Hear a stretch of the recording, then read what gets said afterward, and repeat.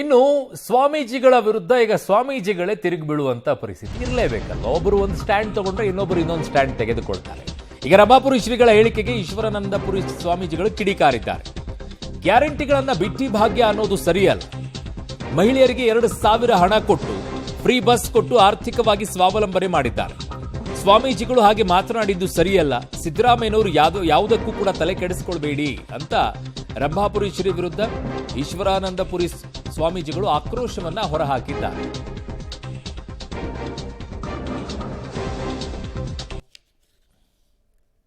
ಸಿದ್ದರಾಮಯ್ಯವರು ಕೂಡ ಈ ನಾಡಿನ ಎಲ್ಲ ಬಡವರ ಪರವಾಗಿ ಕೆಲಸ ಮಾಡ್ತಿದ್ದಾರೆ. ಮೊನ್ನೆ ನಾನು ಯಾವುದೋ ಒಂದು ಟಿವಿ ಸಂದರ್ಶನದಲ್ಲಿ ನೋಡ್ತಾ ಇದ್ದೆ. ಈ ನಾಡಿನ ಪ್ರಸಿದ್ಧ ಮಠಾಧೀಶರೊಬ್ಬರು ಮಾತನಾಡ್ತಾ ಇದ್ರು. ಸಿದ್ದರಾಮಯ್ಯನವರು ಬಿಟ್ಟಿ ಭಾಗ್ಯಗಳನ್ನು ಕೊಟ್ಟು ಜನರನ್ನು ಸೋಮಾರಿ ಮಾಡಿದ್ರು ಅಂತ ಹೇಳಿ ಆ ಸ್ವಾಮಿಗಳು ಮಾತನಾಡ್ತಾರೆ. ಬಹುಶಃ ಆ ಮಾತನ್ನು ಅವರು ಆಡಬಾರ್ದಾಗಿತ್ತು. ಯಾಕೆ ಅಂತ ಹೇಳಿದ್ರೆ 2,000 ರೂಪಾಯಿ ಹಣವನ್ನು ಹೆಣ್ಮಕ್ಳ ಕೈ ಕೊಟ್ಟು ಅವರಿಗೆ ಬಸ್ಸನ್ನು ಫ್ರೀ ಮಾಡಿ ಆ ಮಹಿಳೆಯ ಒಂದು ಆರ್ಥಿಕ ಸಬಲೀಕರಣಕ್ಕೆ ಅವರು ಕಾರಣರಾದ ಹೊರತು ಅದನ್ನು ನೀವು ಬಿಟ್ಟಿ ಭಾಗ್ಯ ಅಂತ ಹೇಳಿದರೆ ಅದು ಎಷ್ಟು ಮಟ್ಟಿಗೆ ಸರಿ ಅನ್ನೋದನ್ನು ನಾನು ಈ ಸಂದರ್ಭದಲ್ಲಿ ಆ ಪೂಜ್ಯ ಸ್ವಾಮೀಜಿಯವರಿಗೆ ಹೇಳಲಿಕ್ಕೆ ಬಯಸ್ತೀನಿ. ಸ್ವಾಮೀಜಿಗಳೇ ನೀವು ಸಂಸಾರಸ್ಥರೋ ಅಲ್ವೋ ನನಗೆ ಗೊತ್ತಿಲ್ಲ, ಬಟ್ ಸಂಸಾರಸ್ಥರಿರುವಂಥವ್ರು ಕೇಳಿದರೆ ಹೇಳ್ಬೋದು ಅದು 2,000 ರೂಪಾಯಿದು ಏನಾಗಿದೆ ಪರಿಸ್ಥಿತಿ ಅಂತ ಹೇಳಿ. ನೀವು ಸ್ವಾಮೀಜಿಗಳು, ಸೊ ಹಾಗಾಗಿ ನೀವು ಅದ್ರ ಬಗ್ಗೆ ಹೇಳ್ಬೋದು. ನಾನು 2,000 ರೂಪಾಯಿ ವಿಚಾರದಲ್ಲಿ ಹೇಳ್ತಾ ಇದ್ದೀನಿ.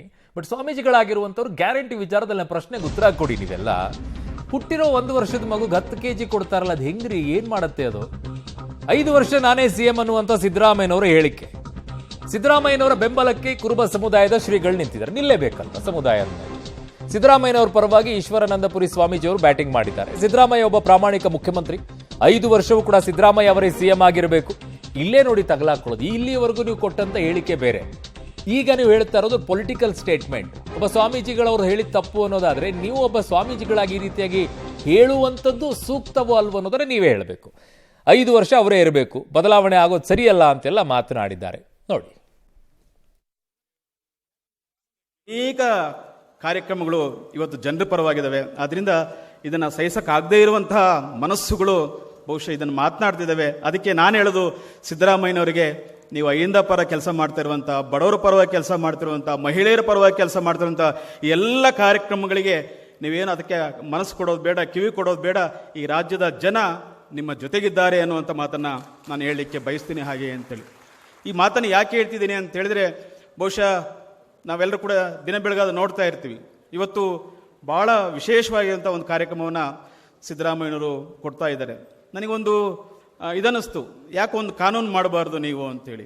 ಯಾವ ಕಾನೂನಪ್ಪ ಅಂತ ಹೇಳಿದ್ರೆ, ಬಹುಮತ ಇರುವಂಥ ಒಂದು ಸರ್ಕಾರ, ಅದರ ಮುಖ್ಯಮಂತ್ರಿ ಆಗಿರುವಂಥವರು 5 ವರ್ಷ ಪೂರ್ಣಾವಧಿಗಿರುವಂಥ ಒಂದು ಕಾನೂನು ಮಾಡಿಬಿಟ್ರೆ ಒಳ್ಳೇದಾಗುತ್ತೇನೋ ಹಾಗೆ ಅಂತೇಳಿ. ಇದು ಹೆಂಗಾಗಿದೆ ಅಂತ ಹೇಳಿದ್ರೆ, ಗ್ರಾಮ ಪಂಚಾಯತಿಯಲ್ಲಿ ಅಧ್ಯಕ್ಷ 2 ವರ್ಷ, 3 ವರ್ಷ, 2 ವರ್ಷ, 1 ವರ್ಷ ಕೊಡೋ ಥರ ಮಾಡಿಬಿಟ್ರೆ